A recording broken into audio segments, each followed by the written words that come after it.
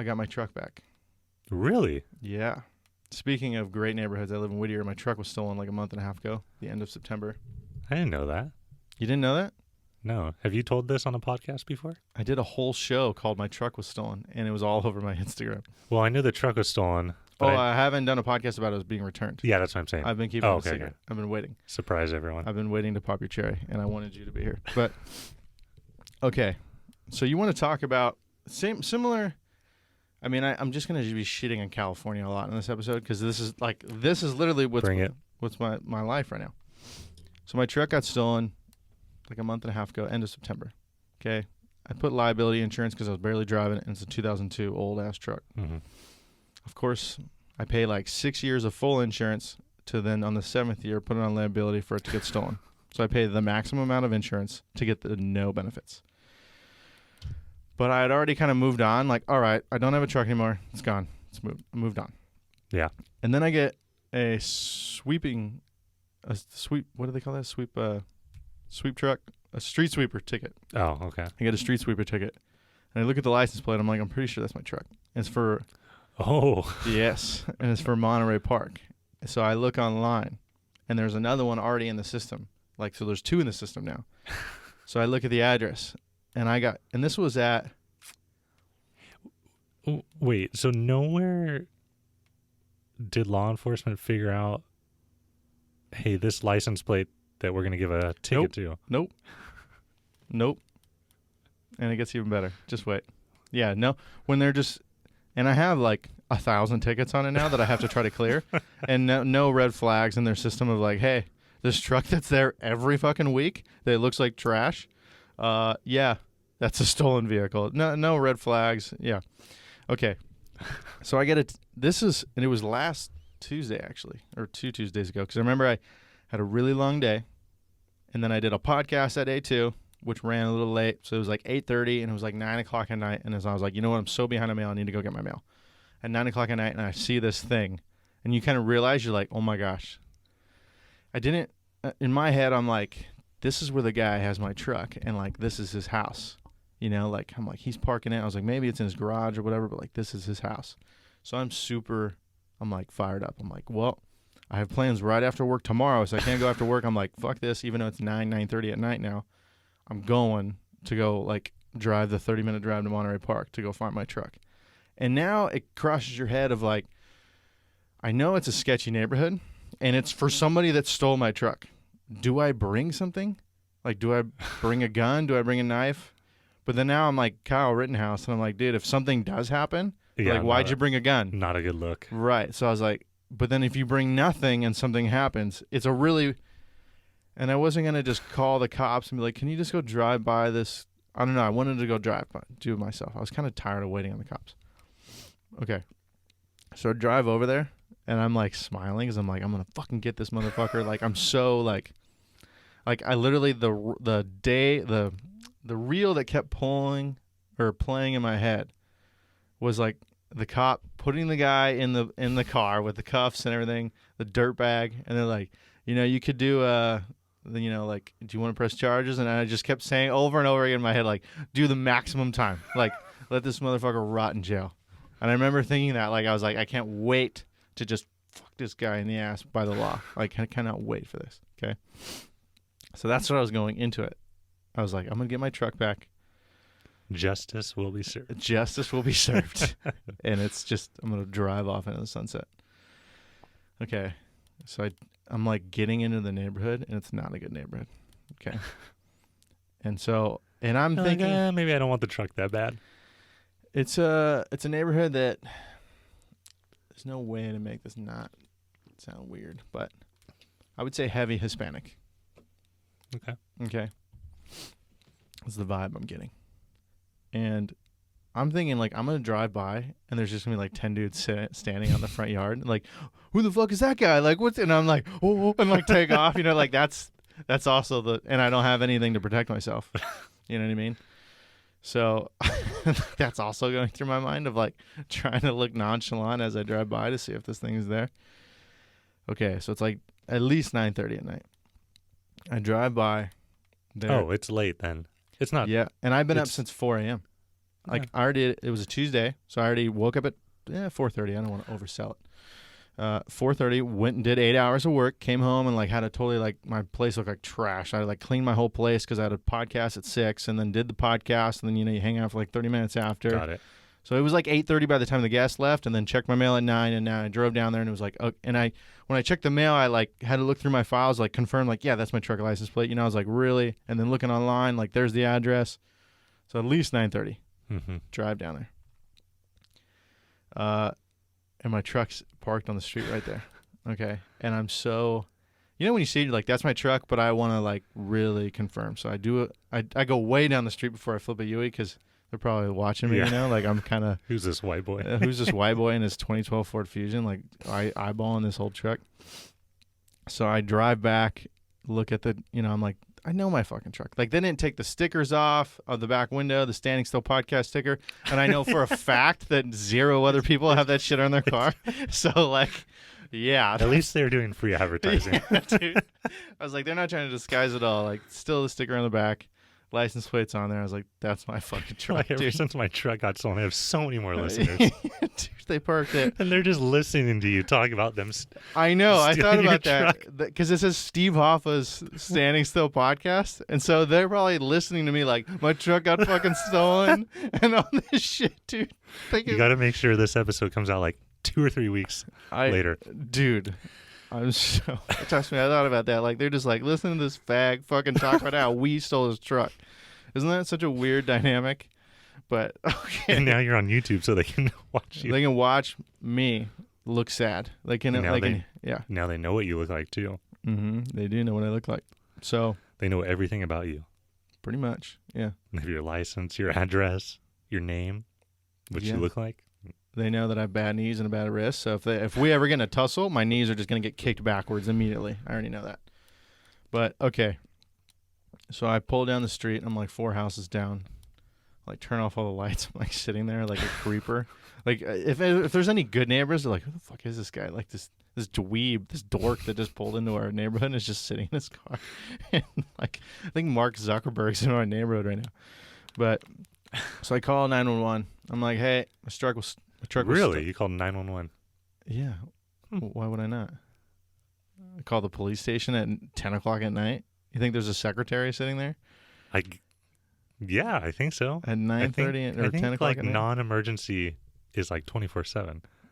This is an emergency, dude. You should have just Ubered there and then just got in and took off.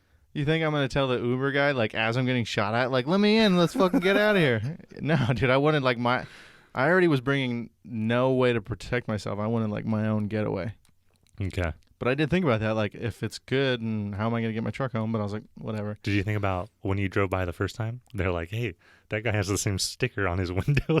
I don't have one on my car, but I did. But they probably know everything about me because they probably, if they checked it out at least at all for more than 60 seconds, now they're hooked to the show because the show's so good. So, like, they know everything about me. But, okay. So, drive by, call 911. I'm like, hey, my truck was stolen, and, I just need a cop. I found it. It's right over here. I could give you the address. I just need a cop come over here and have me get it back. And so in my mind, I'm thinking they're going to come over here and knock on the person's door that it's sitting in front of and be like, what the fuck is this truck doing in front of your house? It's not what went down. It was very deflating. Nonchalant. What the cops did. So 2 cop cars come, and I'm sitting there. And they were like, let the cops do the thing, and then they'll come and take the report afterwards. I'm like, okay. So I like squinch down in my chair, and I'm like, looking just above the dash, like, yeah, like just above the steering wheel. Like, oh my gosh, there they are. Like, what are they gonna do? And then, cause I'm thinking like, a gang war is gonna break. I still haven't realized of what's actually going down, which is that they just fucking dumped the truck there.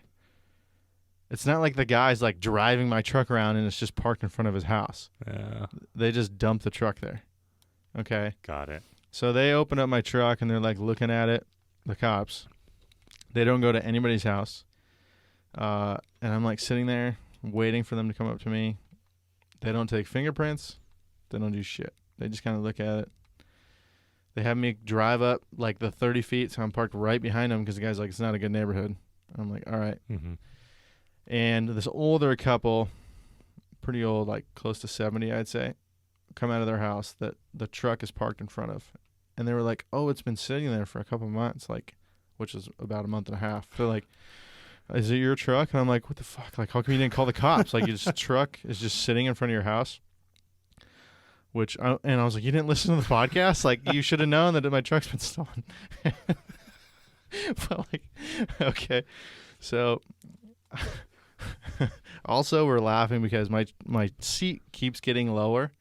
And You're when right. we first started, I started all the way high. And he's like, oh, wow. And he's normally way taller than me. And you're like, oh, wow, you're sitting so much taller than me. And I said, by the end of it, I'll be way shorter. And I could feel it just keep like half an inch at a time when we laugh and I move around a lot. It just keeps getting shorter. Okay. So they're like, yeah, it's been sitting here. And the first ticket was on like 9:30. And it was stolen on 9:21. So pretty much right. And then every week since then.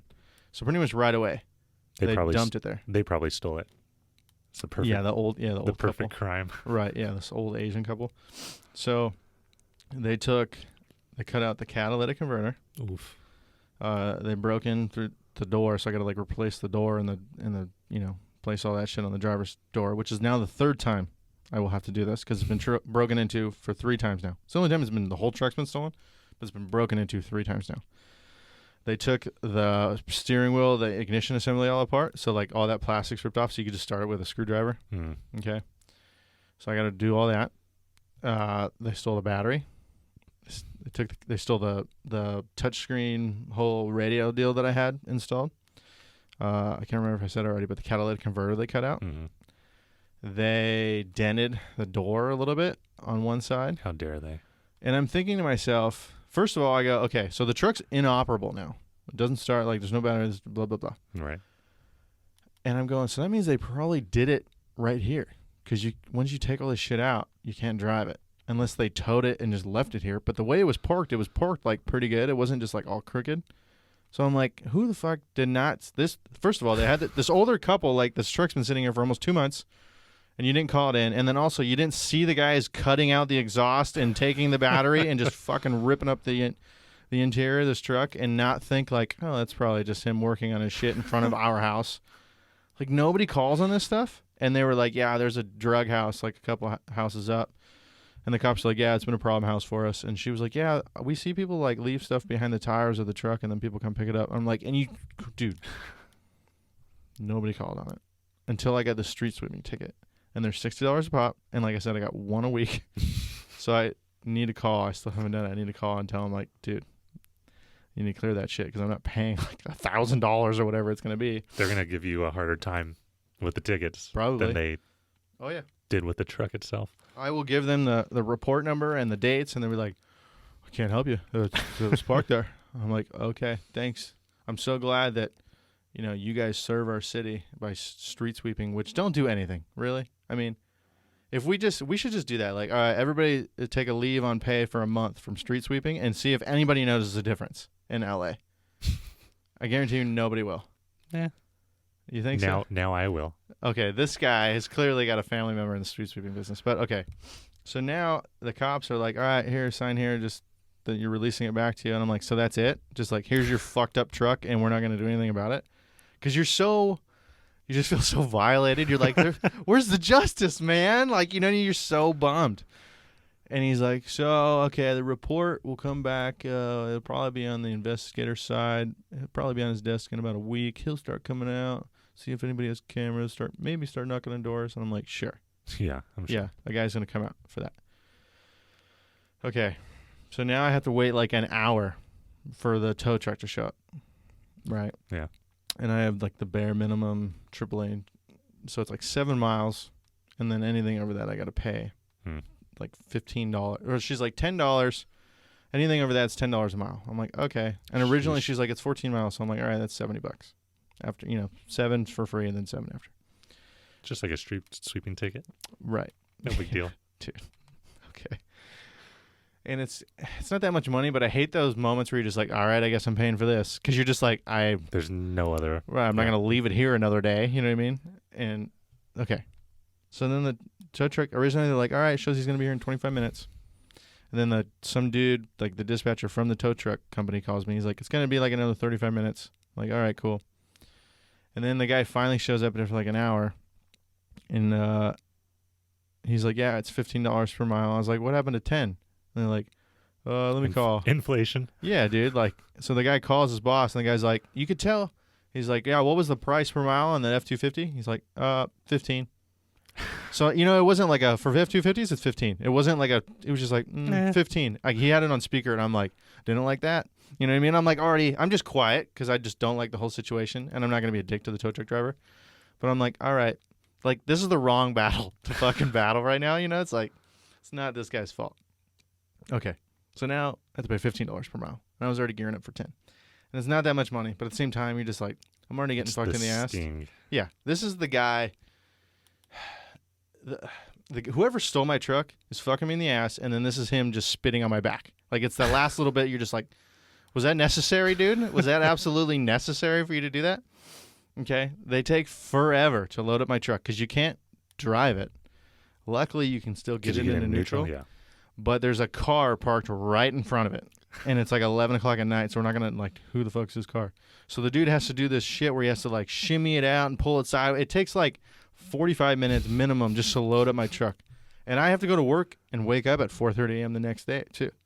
Ugh. So it's like 11 at least by the time, probably 11:30 by the time he gets it loaded. And then he gets it loaded, and I tell the guy, I go, okay, if anybody that knows my apartment complex, it's one skinny little driveway. And this guy has this big-ass dually flatbed truck to carry my big-ass F-250. And I'm like, you're going to have to back up all the way down the driveway, and then I'm the last garage all the way in. And it's midnight when he shows up, right? So I'm walking him back, and it's a diesel truck, and it's got the super loud backup beepers.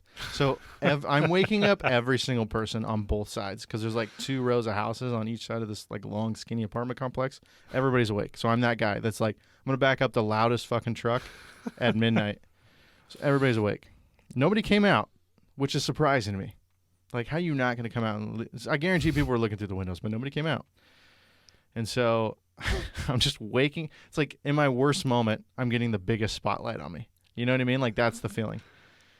So it takes forever for the guy to back up, and it takes us forever to get this thing to, like, he has to, like, offload it crooked, and then we have to, like, literally lift up 2 wheels with these dollies and then, like, let it roll down the hill, like, the front and then the back to try to get it closer to the garage. So it's taking forever to offload it. And the whole time, the guy's just letting his truck idle. He doesn't, like, turn off. He's just idling. So we were probably back there for at least 45 minutes, just idling and backing up, and it's just like... Dude, it's so fucked up, but what am I going to do? Yeah. Like, there's nothing I can do. And if somebody would have came out and got in my face, it would have been ugly because it would just been like, I'm already at my... I'm ready to snap. And I'm looking at my watch, and I'm like, I have to wake up for work in like 4 hours. You know what I mean? Okay. So that happens. And still, that was like a little over a week ago. I still haven't like touched it. I'm just like, because I know I got to go through it, and I got to just like make a list and fucking start fixing shit. But I've been so busy with podcast, it's just like it's just sat there. I haven't even, like, all the trash and everything that's just like been torn up in the like I haven't even cleaned it out. Like, it's just been sitting there. So you are gonna fix it up? I am, because it's gonna be cheaper than buying another truck. Because I don't really need a truck right now. It's just to go dirt bike riding and have shit. And then once I buy a house, it'll just be that. It'll be the truck that's on the side of the driveway. So when I need a truck, I have a truck. Because I don't want to spend $40,000 on a used newer truck. You know what I mean? Just to. I mean, $40,000 is... Dude, trucks are expensive. Because that's the thing. If you went and bought the exact same truck, but in good shape, what would it run? See, that's the problem. An old truck like that, I won't buy a diesel like that, because if it has low mileage, it's going to be impossible to find. The guy's going to want at least $30,000. And if it's the V10 like mine, they're either going to be all worn out, and I'm not going to have trust in it. I'm in that weird zone where it's like I have an old truck, doesn't have a ton of miles on it, has like 140, but I have trust in it. So to get an old car that you have a lot of trust in, it's like that's very difficult to do. You know what I mean? So it's like you have to buy the newer one. It doesn't have to be brand new. We have to buy a newer one, and trucks are super expensive. At least $25,000 minimum. And I'm a cash is king guy, and I'm trying to buy a house next year, so I don't want to just like lose $25,000 of that down payment. You know what I mean? So, okay.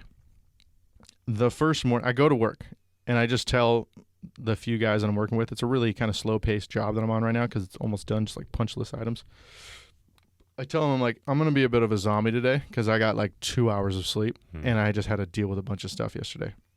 And I tell them the whole story and they're like, yeah, dude, no big deal. And then at like 10 a.m., I get a text from the manager of this stupid bitch that runs our apartment complex that doesn't know what the hell she's doing. And if she listens and wants to come at me, fucking come at me because she's such a stupid bitch and she doesn't know what the fuck she's doing. She sends me a picture of my truck and texts me and her boss, says, you need to be parking closer to the garage. Okay. Do you want to talk about being a clueless bitch? And I sent her this whole thing about my truck was stolen and vandalized. It's non-operational. That's the closest that we can get it. It's within inches of still being able to open up the garage because it swings out. It's not the, sequenced one or the segmented one.